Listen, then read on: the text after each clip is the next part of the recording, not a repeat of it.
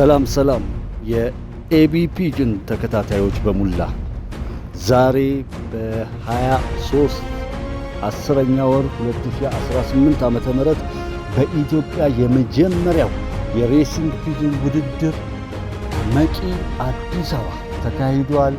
በአምስት ሰዎች መካከል ከፍተኛ ፉክክር የተደረገበት ውድድር ነበረ።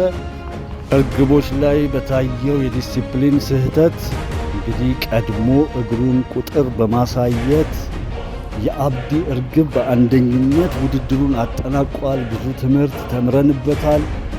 ልዩ የሆነ የእርግቦች አበራረርና ብቃት አይተናል። በእውነቱ ከሆነ እኔ በጣም ተደንቅ ያለው ብዙ ኳሊቲ እና አቅም ያላቸው እርግቦች በኢትዮጵያ ውስጥ እንዳሉ ተረድቻለሁ።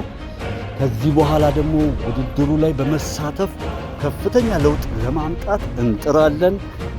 እንግዲህ በዛሬው ውድድር ላይ ደግሞ የተስፉ እርግቦች፣ የዘኪ እርግቦች፣ የእስክንድር እርግቦች ታላቅ ብቃት አሳይተውናል።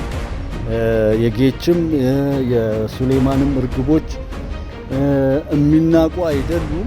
ሲኒየሮቹ ደግሞ ቦታውን አንለቅም ብለው ተቆጣጥረውታል። ለማንኛውም ኮንግራ ብለናል። አብዲ ስላሳያችሁን ምርጥ የእርግብ ውድድር እናመሰግናለን። በቀጣይ ደግሞ እንጠብቃችኋለን።